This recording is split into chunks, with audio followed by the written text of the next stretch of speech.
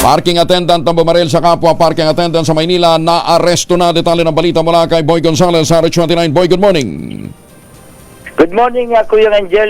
Timbog na ng Manila Police District ang suspect na Maril at nakapatay sa isang 32 anyos na parking attendant matapos dito sa Bocobo Street sa Ermita, Manila.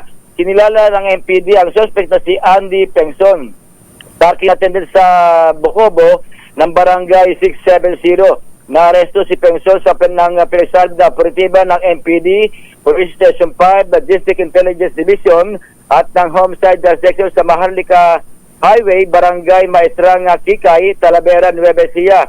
Ayon sa MPD, ang biktima ay nakilalang si Michael Suarez na binaril. Nangyari ang insidente sa bahagi ng United Nations Avenue malapit sa Maria Rosa. Kwento ng mga saksi, nagkaroon ng pagkitalo ang dalawa dahil sa agawan sa customer. Dito na binaril ng 3 beses ng suspect ang biktima sa mabilis na tumakas kung saan sa naaresto ng mga otoridad sa Nueva Ecija. Ito si Boy Gonzales para sa DCRH. Una sa Pilipinas, una sa Pilipino. Maraming salamat, Boy. Maganda